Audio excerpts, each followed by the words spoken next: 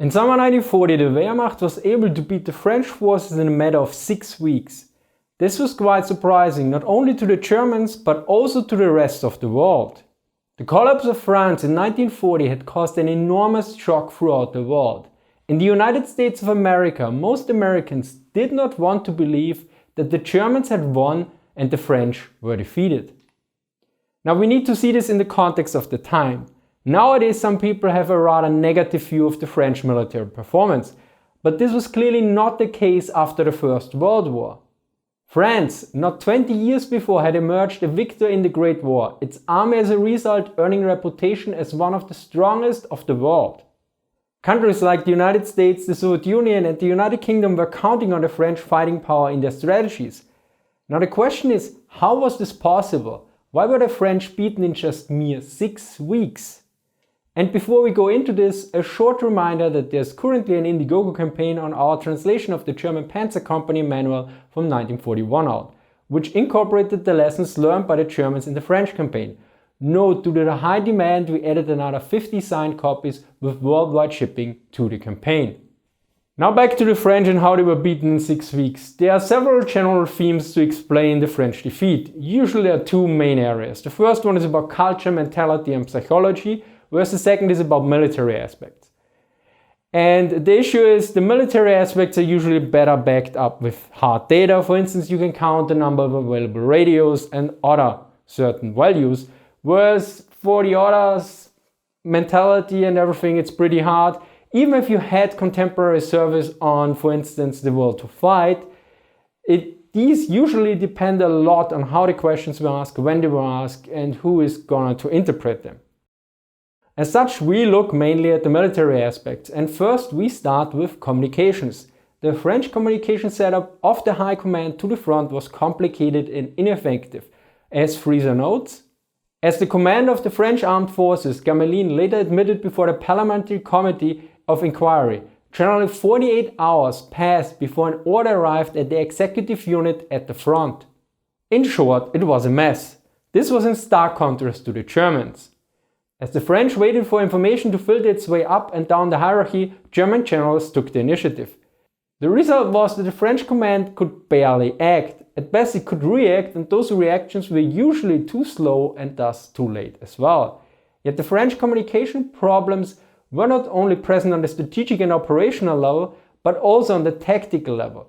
While German units tended to issue radio receivers to all tanks and radio transmitter receivers to section leader tanks, French cavalry tanks followed a similar pattern on paper, though in practice radio distribution was not as complete.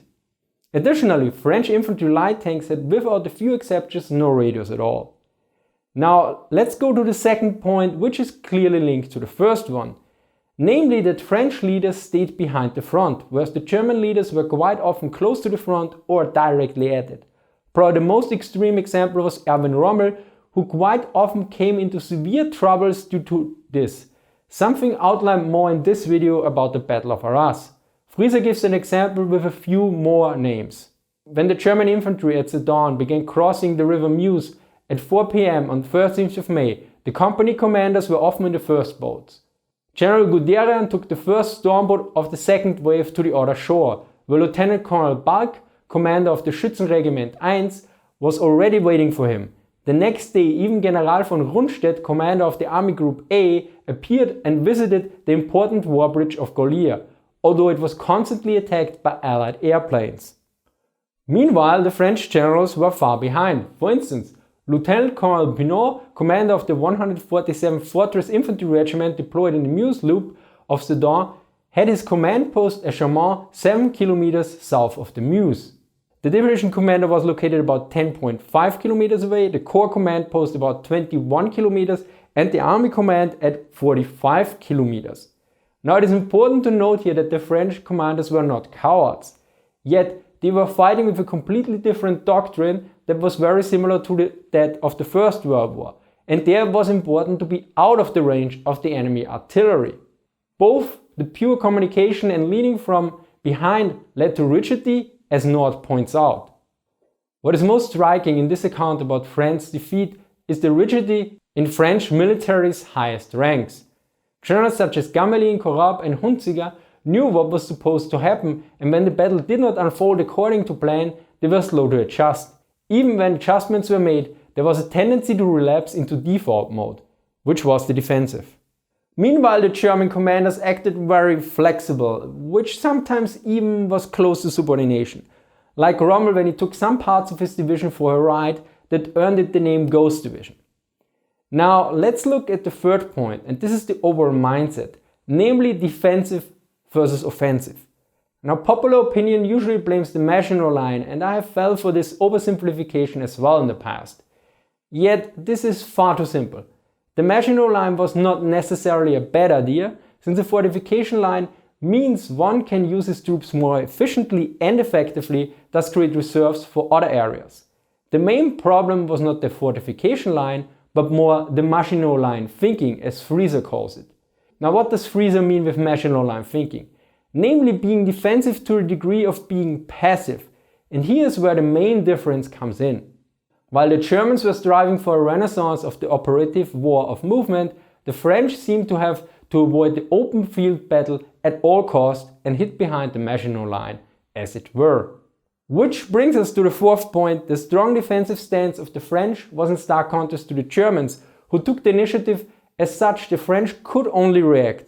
And due to the French's poor communication and rigidity, the Germans could basically overload their whole system on the tactical, operational and strategic level. What do I mean by overload the system? Now there's this theoretical model by John Boyd for combat operations called the OODA loop, which stands for Observe, Orient, Decide and Act. So basically one side or actor observes, orients himself, then decides and finally acts. The issue is if one side is particularly faster than the other side can't react anymore. This is not limited to warfare, by the way. You might have experienced something yourself. It could be in arguments with other people or playing a real-time strategy game. According to the OODA loop model, whoever can perform this process faster might overwhelm the enemy depending on the discrepancy. If we look at the Battle of France, the French quite often were stunned by the German advances. One extreme example is Rommel's advance. Never again in this campaign did such apocalyptic scenes occur as in the night of the 16th to 17th of May on the road from Soleil-le-Château to Avesnes. The 5th Motorized Infantry Division was literally rolled over during the sleep. Even German soldiers whose units followed this road a few hours later in daylight were stunned. And if this was not already bad enough, there are more points, namely the 5th. The concentration of forces, particularly the panzer forces. Although we need to be careful here, as Saloga notes. One of the most prevalent legends of the 1940 campaign was that the French tanks were foolishly broken up into penny packets compared to the concentration of the German tanks in the panzer divisions and panzer corps. During the Battle of France 1940, 44% of the French tanks were in the armored and mechanized divisions, the DCR and DLM, and 66% were in separate infantry and cavalry tank units. In contrast, virtually all German tanks were in the 10 panzer divisions.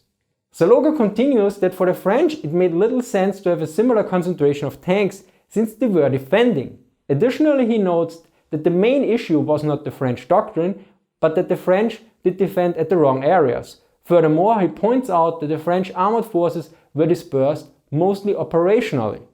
While all of the German tank force was concentrated in the attack zone in Belgium and Ardennes, the French army had several of its field armies in Lorraine, Alsace and the Italian frontier. In total, over 885 tanks, or over a quarter of its tank force, was deployed away from the main battle zone. Now this concentration of German panzers in just 10 divisions and also concentrated at a decisive point led tactically to the situation that the panzers were usually available in far larger numbers than the French tanks, or as the commander of the Panzerregiment 35 of the 4th Panzerdivision put it, the decisive cause for the German success in the battle against French tanks was the fact that the French always fought against the regiment only with a small number of tanks. Therefore, it was possible to destroy them with the concentrated fire of our relatively few armor-defeating weapons. It could lead to a very difficult situation if the French employed a large number of Sumoa tanks against us. The sixth point is that German forces were usually better trained and also had non-combat and combat experience. What do I mean with non-combat experience? Well, one instance of course was the occupation of Austria in 1938, the Anschluss. Why did it matter? While if you need to move a large formation like a panzer division over greater distance in a different country, you learn a lot when it comes to handling the vehicles, maintenance, logistics, and even regulating traffic. Remember, one division had about 10,000 men and a lot of vehicles. The issue comes very apparent if we consider the problem some French tankers had with their newly issued S-35 Sumoa tanks. Those tanks had 2 fuel tanks, yet many did not know it had to. As such, only 1 fuel tank was filled up, severely reducing the range of the vehicle as pointed out by Chieftain on his video on the S-35. Of course, the combat experience from Poland provided the Germans with additional edge, especially considering that the High Command was not particularly happy with the performance and issued a major retraining in the whole army. Now time to move up a bit. The 7th point is about the control of the air, which again is related to a certain degree to the high amount of initiative and speed the Germans acted on, as outlined by Corum. In the Battle of France 1940, Luftwaffe fighter and Stuka units averaged an impressive 4 to 6 sorties a day, whereas the French Air Force fighters averaged only 1 per day. Of course, there were other reasons for the limited effectiveness of the French Air Force. There were major reforms in the interwar years, but those were rolled back prior to the Second World War, and again, the French opted for a defensive approach. The offensive use of air power that had proven itself in Spain and had been emphasized by the French Air Force between 1936 and 1938 was played down as General Gamelin insisted that the role of the Air Force was to be primarily defensive. The result of the loss of the control of air should not be underestimated. It allowed the Germans to call in close air support, but also to have a better understanding of the overall situation, since their recon plane could act more freely, whereas the French ones couldn't. This knowledge combined with the good communications and rapid decision making was a key element for the German speed and initiative. And the control of the air brings us to the final point, namely weak morale, or better, the weakening of morale. The issue is there's the so-called decadence thesis that blames the defeat on social issues. Yet I think we don't need to look that far, since we know that the control of the air, especially in the early war, had usually disastrous effects on the ground troops. As such, I intentionally use the British as an example, since their reputation is generally very good.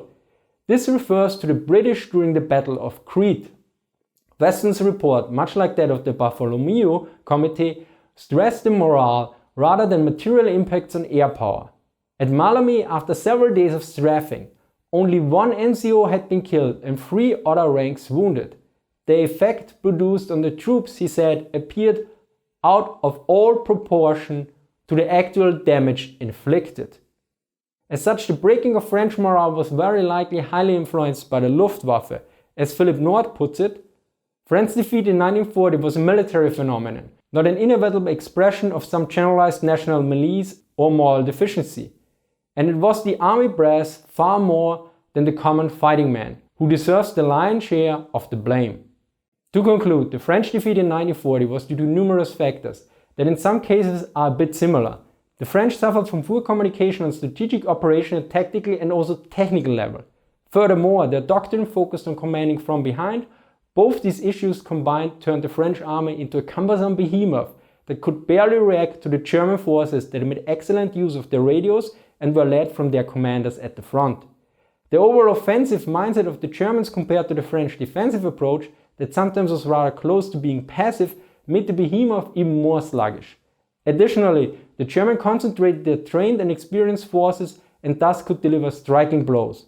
Finally, the control of the air allowed the Germans to have a far better picture of the situation and also weaken French morale, which at the same time calling in flying artillery in case the regular artillery could not keep up. Although it seems rather obvious in hindsight, many contemporaries, including the Germans, were very surprised by this outcome, and they all knew far more about warfare than most of us will ever know. Now, in case you like to learn more about German tank warfare, Bismarck and I have translated the German Army regulation about the medium tank company from May 1941, which builds of course upon the experience of the successful campaigns in Poland, Low Countries and of course France. It encompasses topics such as tank crew specialization, training, formations, how to engage enemy positions and tanks. It is not a mere translation, it also comes with the German original text on one page and the English one on the other.